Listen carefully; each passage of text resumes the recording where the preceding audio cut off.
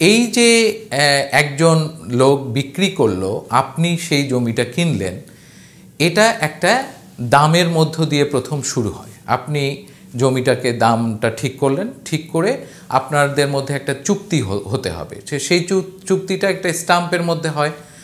আমরা এই চুক্তিটাকে দেখব কি কি থাকে। এই চুক্তিটার মধ্যে একটা সময় নির্ধারণ করা থাকে, ধরেন 3 মাস।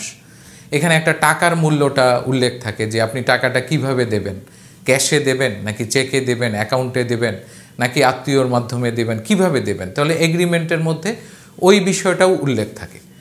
তো এই সময়টার মধ্যে আপনি ধরে নিলাম যে টাকাটা দিয়ে দিয়েছেন, এগ্রিমেন্টটা যা যা বলা ছিল আপনি কমপ্লিট করেছেন। তার মানে নেক্সট স্টেপটা হচ্ছে আপনি আসলে এটাকে রেজিস্টার্ড করবেন, রেজিস্ট্রি করে নেবেন।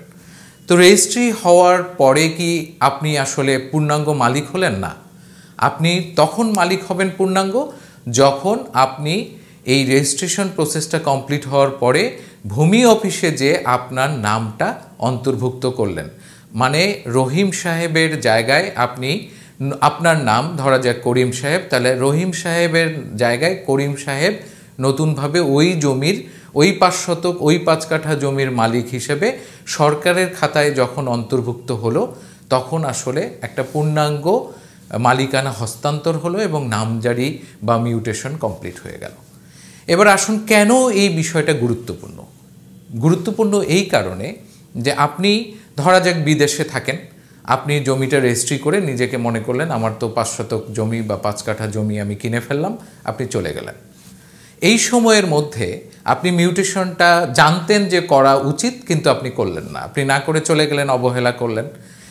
একটা ধুরন্ধর লোকের, একটা চালাক লোকের জমি আপনি কিনে ফেলেছেন।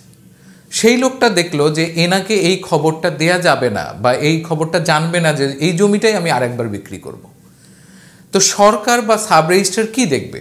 দেখবে যে ওই যে রহিম সাহেব, ওই মালিকানা তো, জমির মালিকানা তো রহিম সাহেবের নামেই আছে।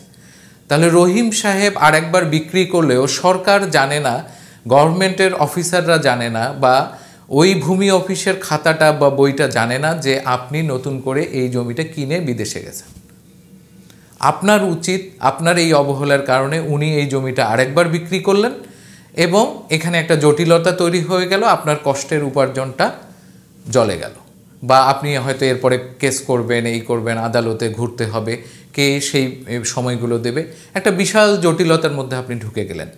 কিন্তু আপনি যদি ওই মিউটেশনটা কমপ্লিট করে যেতেন, তাহলে এই ধরনের সমস্যা থেকে আপনি মুক্তি পেতেন। যাই হোক, অনেকগুলো সমস্যা থেকে আপনাদের অবহেলার কারণে আপনারা এই ধরনের ঝামেলায় পড়েন।